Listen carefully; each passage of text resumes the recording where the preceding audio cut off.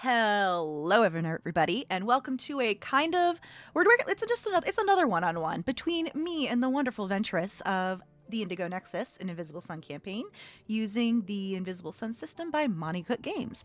I'm Mare. I use they, she pronouns, and my brain is having a brain fart because it is like being recorded at like 6:10 after work. Hey, before we get started and say what we're going to talk about, Ventris, introduce yourself and your character.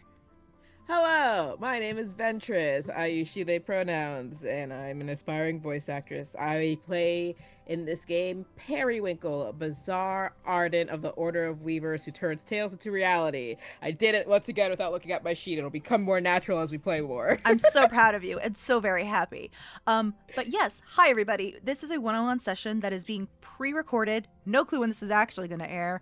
But for your reference, this episode is going to be taking place between episode 5 and episode 6 of season 1 of the main campaign. So keep that in mind. This is taking place right after So's parade and when they set their blood on fire. Still crazy work. Yeah. Absolutely. It's been less than a week since that happened, and still reeling. Still, yeah, like gobsmacked. Yeah. It's like, ignition. You know what's beautiful? Immolation. But yeah, so that's what happened last game. But we're not talking about that because this isn't So's one-on-one. This is Peri's one-on-one. And another interesting thing that we found out last session is that Peri's BFF Nevar is a demon.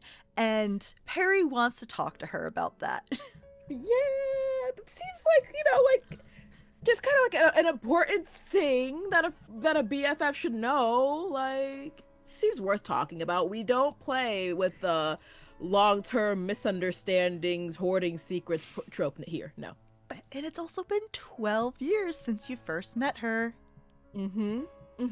I think I was owed a little bit of insight. Just a smidgen. So that's what we're going to do today. I have no clue how it's going to start or how it's going to go, but before we do, I'm going to read our single card pull for the session. It's not absolute shit. Woo! I love that! I have pulled the Monarch card. Value of 9, notions, cats, clocks, and wind. Meanings authority, judgment, the land, and the world. Ruler, authority, sovereign. The monarch stands above all and passes judgment. Their commands must be obeyed because there is no other choice. The monarch isn't the ruler of the world, they are the world. They represent reality itself. They claim authority over you because you are a small part of them. You can no more refuse than your little finger can refuse to move as directed by your mind. You are a gear that turns in a vast machine, and the monarch is the machine. The monarch, as their name would suggest, is the sovereign of the notions family. They guide and direct thought and idea.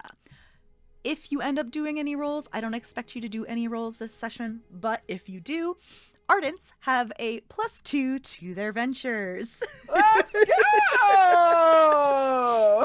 This is the first time I've ever seen a card pull that benefited an Ardent.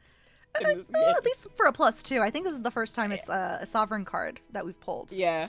Like, I know I've pulled this card, but like behind the scenes, but I think this is the first time on screen. Probably. But yeah, you said Peri wants to talk to Nevar, so set the scene for us. So it's after all is said and done for the night, after So's parade, we've of course made sure that So is in imminent peril after spontaneously combusting on the back of a horse. A little singed internally, but otherwise fine. Just a little crispier than normal, you know? This is what happens when you stay in a tanning bed too long, I guess. Oh my god. So yeah, I think Peri and Nevar have gone through the nightly routine in PJs and comfy and cozy, not quite ready for sleep, but you know, already in the decompressed mode from the day. Oh, what a fucking mood. Love that. Right. The bra is off. The bra is off. That's the best feeling after getting home from work for those who wear bras. Yeet! Release yeet until the next day. So yeah. So I think it's about that time, and Peri is looking through the bookshelf trying to pick tonight's story to read with Never. And as she's fingering through the book, she takes a moment, pauses, and says, "Hey, Never." Never is. I'm assuming like you have like a lot of miscellaneous perches for Never throughout your Yes. place. Oh, yes. Whether it is an actual perch or just like places specifically for her to land on and like cuddle up and nest in. She is currently on your bed, like on the bed frame, like perched on the bed frame, like where your head would be. And she's just like roosting in a little bit. Yes, Peri? Would you still love me if I was a worm? I would, but that's a very weird question to ask. Did you talk to Earl recently? Earl? Or is his name Earl? The business... The Earl of Worms, right, yes, right. Yes. Oh, sorry, yeah, I totally forgot about that guy. No, I haven't seen him, actually, no, I did see him in Puzzle Park the other day, but no, I haven't talked to him directly. But I didn't mean like, an Earl of Worms. I meant just like a normal worm. If I knew it was you, I would take extra special care to make sure I did not eat you. Peria smiles, nods, nods, nods. And of course, that goes both ways. It's just this weird thing that came up a lot in Shadow. I think the whole point of it was to be like, hey, because it's you, it doesn't matter what shape you take, I guess. But I've also always wondered if it's like, what if I think like a worm?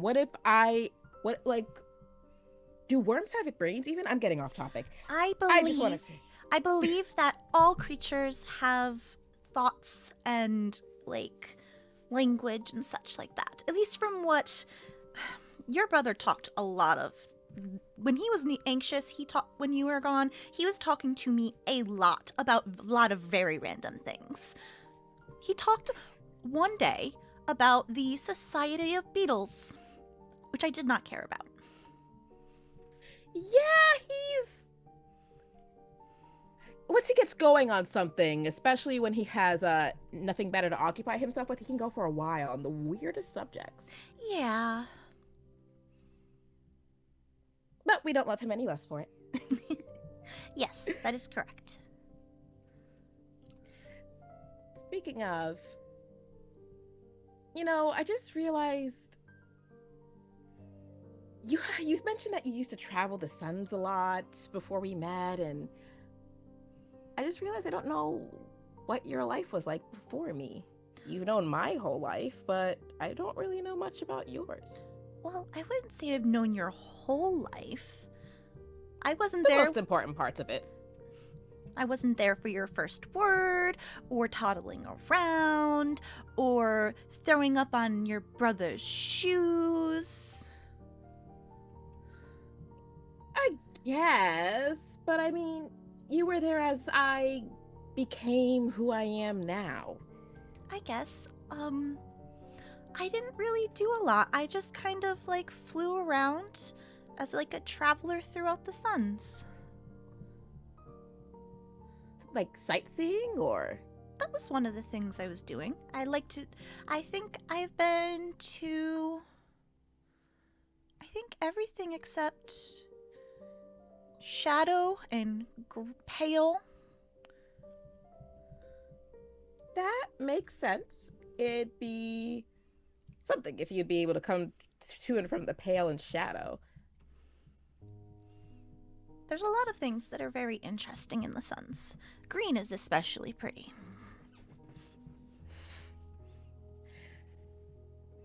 So, why stay here then? Not that I don't like having you around. It's just, if you were so, I don't know, used to free roaming and being about, why stay here? Well, and she like shifts a little bit. Like, where are you? Are you still looking at books? Are you moving over? No, she's more leaning against the shelf now. Well, you remember how we met? I Of was course. in not the best of shape, and stubborn little periwinkle kind of forced me into getting better, even though I wasn't always the nicest to little periwinkle. You did peck a lot back then. Yes, and I do apologize, but I just kind of grew attached. Well, I'm glad, because I'm attached to you too. And she ruffles her feathers proudly. Did you have other friends before me and my family? Yes, but they weren't like best friends. I don't feel bad for leaving them behind.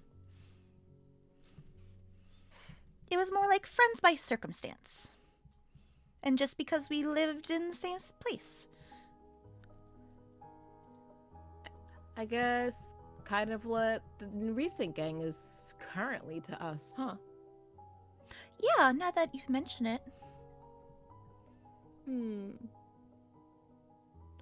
I think it'd be nice to get to know more people if you got to bring so many friends you did like over, though. I don't know if I didn't really like them. Friends is just So the why word. were they? Well, so more like acquaintances. yes. Oh. Why is the sudden interest about everything?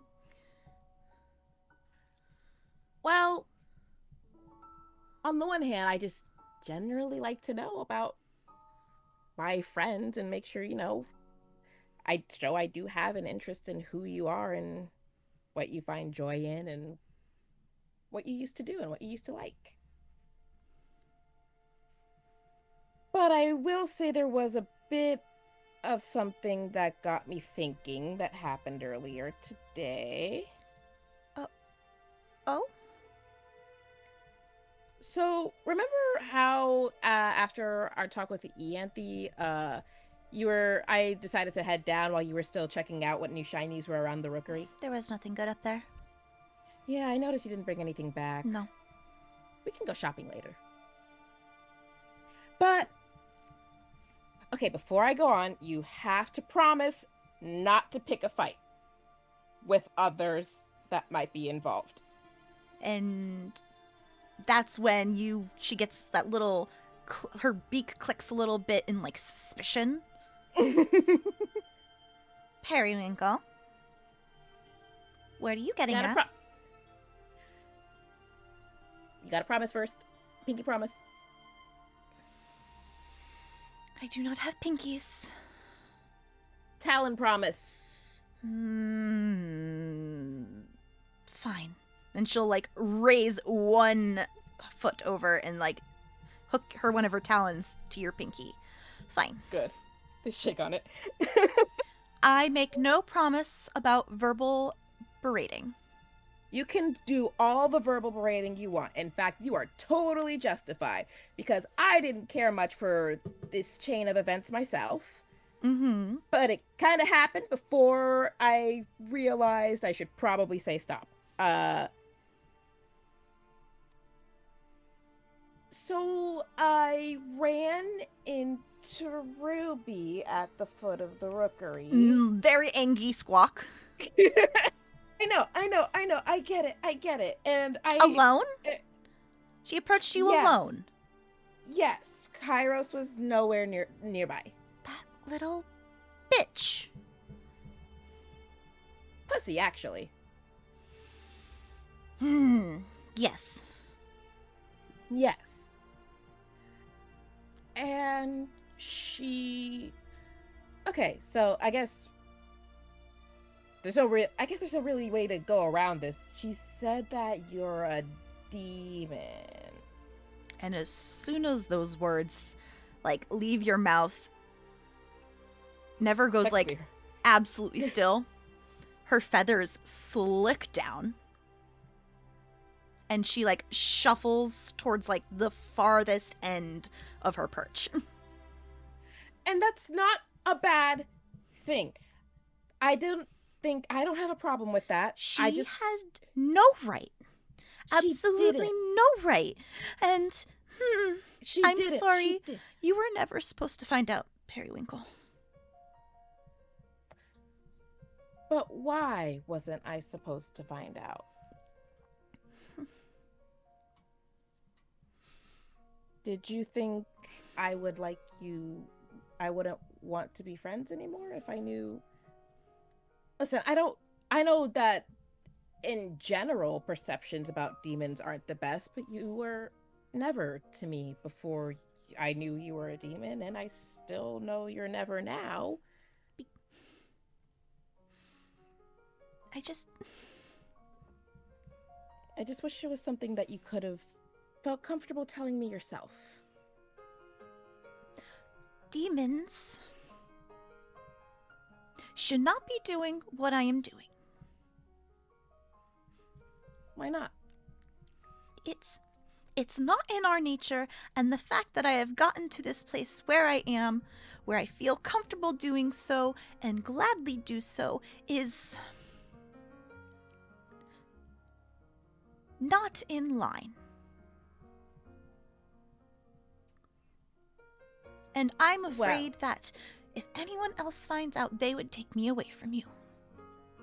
Well, no one else has to find out. I don't plan on sharing this with anyone else. And I also asked Ruby to, just back off about it, that I still trust you and love you. You give me lots of grace. Even after finding out, because I know there are plenty of people out there who would not. Well, how could I not? You've been my best friend forever.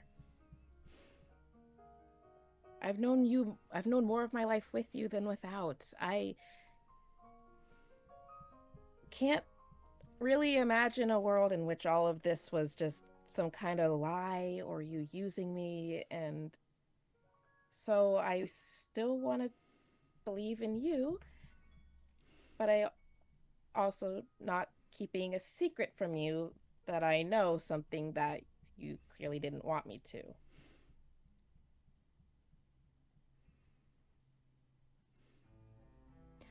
I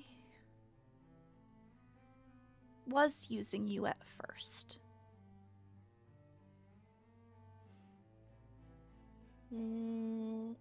Like, while you were getting better? And a little while after.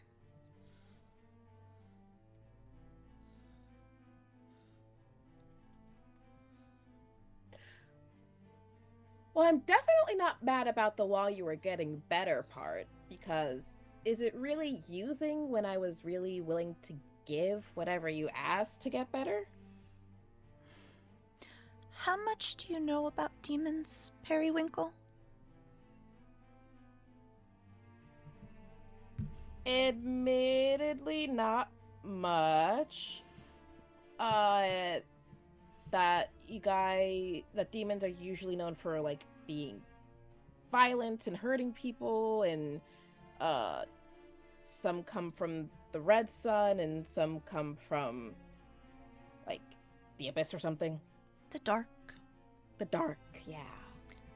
Well, unlike a lot of creatures, in the actuality, demons don't have souls.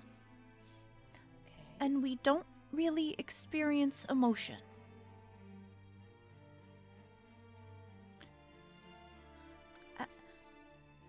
We feed off emotions. And when you were healing me and some time after, I stayed with you because You were offering me a steady supply of care and love in the form of your trinkets.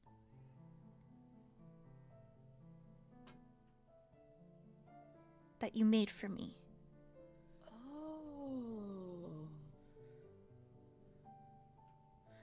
And I will admit that I did take some of your emotions when they were very strong, but I have not done that in many years.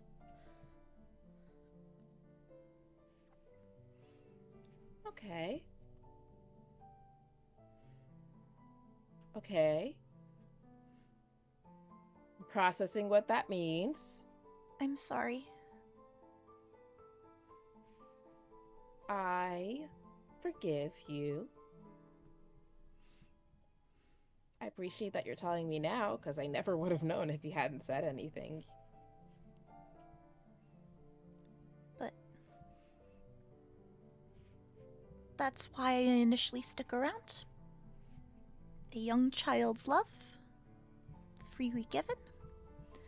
Because demons don't just feed on negative emotions, they do it on all. But negative ones are easier to instigate from an outside perspective. Yeah, people do tend to rise a lot faster to anger than to... But after some time,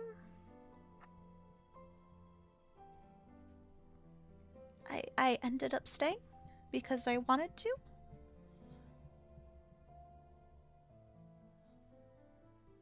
I don't know what that makes me now.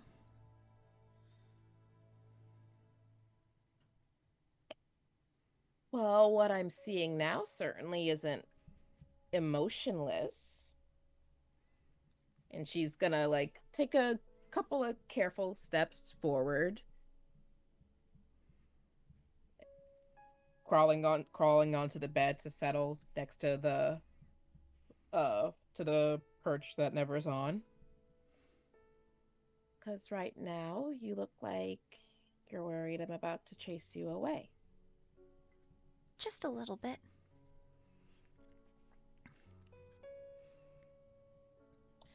I want you to know that thought never crossed my mind. I don't... Short of, like, maybe, I don't know, trying to kill my brother, there's not really much I can think of you do to me that would make me regret knowing you or want to drive you away. But there's always that possibility. Is that something you want to do? No.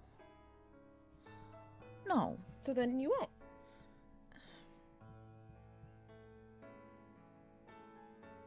You already said yourself that living here with me like this is already outside the lines of what demons do usually, right?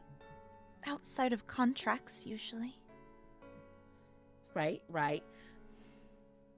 But there are plenty of demons that I've seen that have gone into longer-term contracts with Goetics. Well, last I checked, I'm not a Goetic. No, just Kairos. Right? And he doesn't need to know about this. It wouldn't surprise me if he caught on at some point. Maybe. I don't know how easy it is for Goetics to notice demons at a glance, but... Our forms are fluid. We can change them. So... That explains the feathers. Yes. I was originally black-feathered, and then I slowly over time matched you. But there's a lot of weird shapes demons take. I once knew one that took the shape of a blender.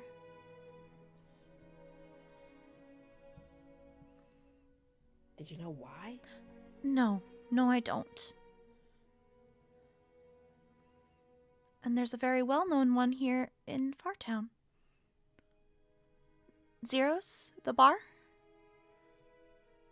Oh. Wait, like the bar? Yes, did you not know that?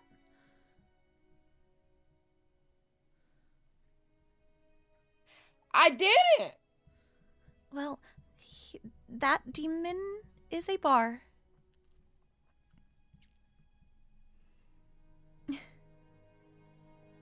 Just because it can be?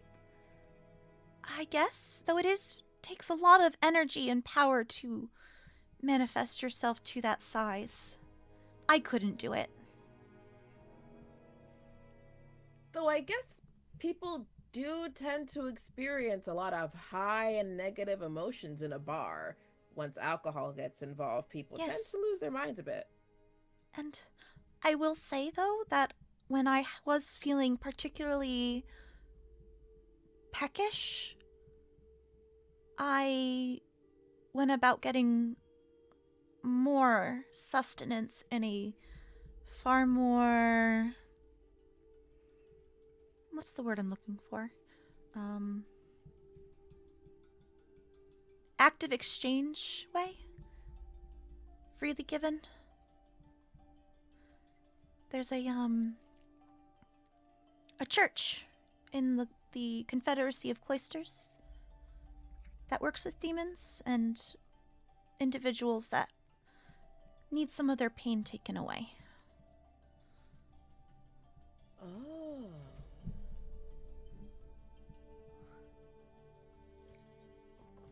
Well, that sounds pretty cool. Kind of helpful. They are a very kind group of demon worshippers. But I'm still sorry for lying to you by omission. What I did tell you isn't wrong. I did travel the suns, just not for sightseeing purposes.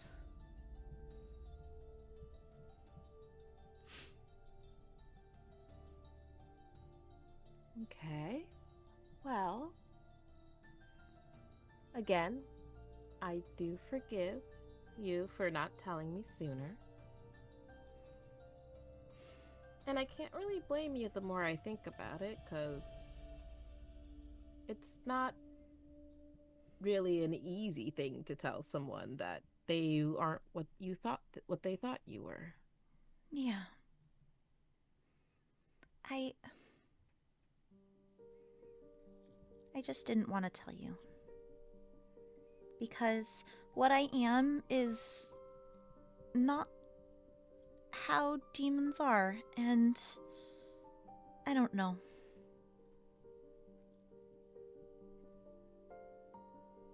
Well? Also, wouldn't surprise me if that cat came after me again. Actually, she promised not to pick any more fights with you. I don't believe her. Let's give her a chance. You guys can still have your verbal spouts, but she promised that as long as you still do as you do with me and aren't trying to hurt any of us, she will leave you alone. And I want to believe that. I make no promises on not hurting anybody if you're in danger. I appreciate that, but I promise to do my best to make sure that you don't have to. I don't know. Are you sure you're not mad at me? I'm certain I'm not mad at you. I was really more sad at the idea you didn't trust me than I was angry.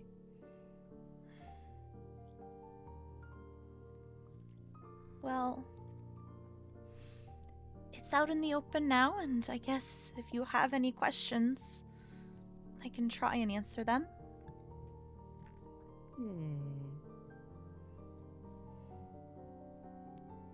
Why a raven? And why the third eye?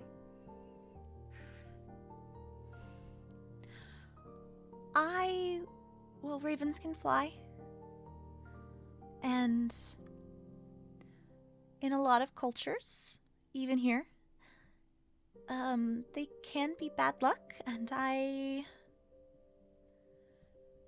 was a scout trying to find strong emotions for my compatriots. And so when they saw a raven, when I found a group of people that would be easy pickings for their emotions, I would let them know. And then it would just get worse. And everyone went home full. Okay. Eventually, we came to Indigo.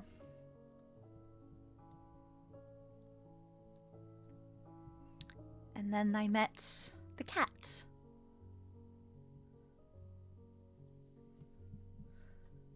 And then you met me. Yes.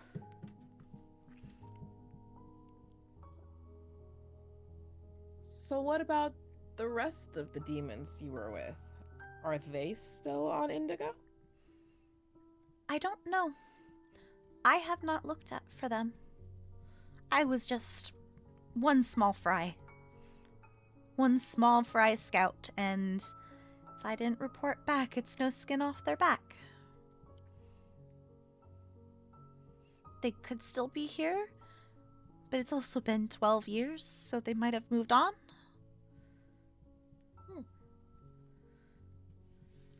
Well, whether they're here or not, their loss was my gain, and they don't get to have you back now. I hope they're not here. Some of them were quite scary. A couple of them were from the dark. And overall, Ventris, Peri would know that the ones from the dark tend to be more dangerous than the ones from the red. Even though the reds are very prone to violence, the ones from the dark tend to be more sinister and manipulative. Got it. So are you from the Red Sun then? Yes.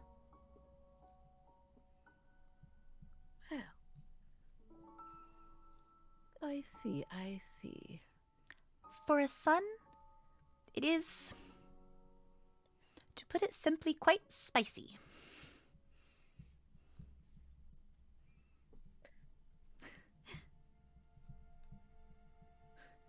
You know, I guess of all the suns, I would expect the red to be spicy. It's not pleasant for non-natives. And it's quite unpleasant for natives as well. Believe it or not.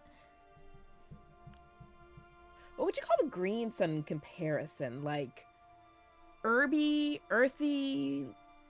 Full of life. Makes sense. Yes. The silver sun is... Meh. I had a feeling you wouldn't like it. You probably didn't like it there very much. There's a lot of angels there. Yeah, and angels and demons don't tend to get along. No, that's why me and the brat do not get along very well.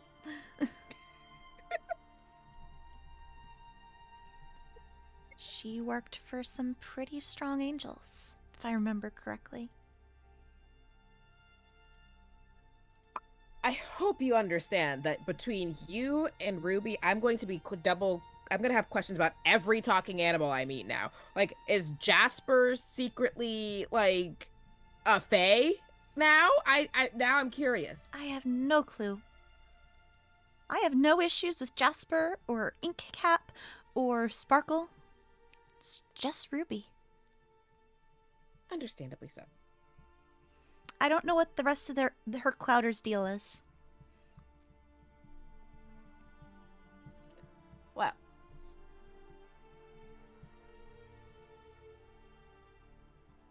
as far as we go, nothing has to change if you don't want it to. Absolutely not. Good, because I don't either. She's gonna like offer the hands to Never to see if beckon her and to be held. She will do a little shimmy hop right into your arms. Yes. So I guess if I need to, I don't have to feel apprehension. If I need to be more intimidating. Well, I still want you to be nice to people. Well, I mean, if you're in danger or someone's threatening you. I guess. I think. If you feel it's necessary. I trust your judgment. I am quite a magnificent demon. You are. Even when I'm a little bigger and sharper. Roses have thorns. I have many. And I do have all of your trinkets you've given me over the years, still. Where do they go? That's a secret.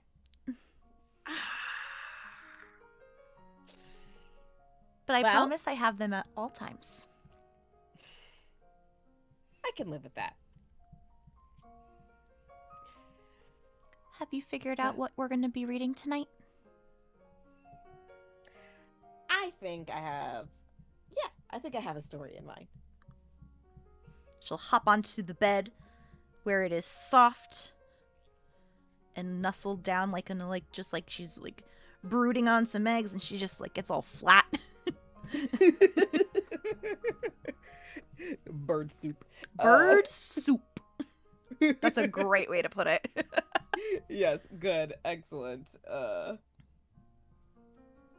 So yeah, Peri will go and pick a book from the shelf, and she said, so it's good to know that whether you're a worm or a demon or just a bird with too many eyes, we'll still love each other no matter what. Yes. And I think I do feel... Actually, maybe you can answer one question for me, so I can confirm. What does the feeling of love feel like?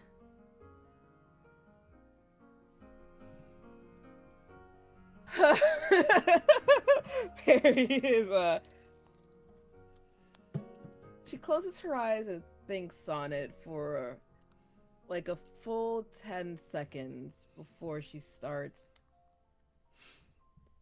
To me, love is like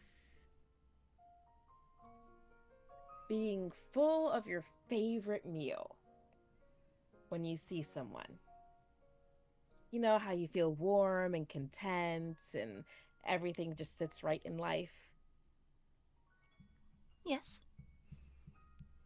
And it's also being afraid of going without it. Starvation hurts. Being deprived of what you love, losing it forever hurts. So I think it's knowing, it's getting to have something that's your favorite all the time and knowing it's still there. Taking comfort in the fact that it's there and being willing to do what it takes to keep it there. She sits with that and ponders for a moment as her head tilts back and forth as you like settle in to start reading, start your evening reading. Mm-hmm. I think that if something happened to you where you were killed or taken away from me, or we were separated against our wills, I think I would go into a rage and do everything I could to bring you back. even if that means going to the Pale. And while I'm not sure if that equates to feeling love, I think it is very close. I think it is too. But I promise not to do anything that'll make you go that far. Good. Good. I love being right here with you way too much. And as soon as you, settle in, she'll, hop into your lap. Perfect reading position. Yes. Absolutely. They have this established little setup where, Peri is, sitting in a lotus position, but legs out just enough to make room for Never in her lap. They're so cute. Yes. I need art of this. Yes. Oh, so fucking cute. You and your Peri in her PJs. Peri in her PJs and bird soup in her lap. Bird soup. And is there anything else you want to do before you go in for the night?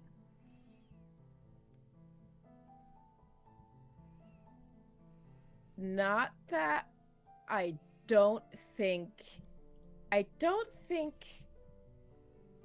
he would.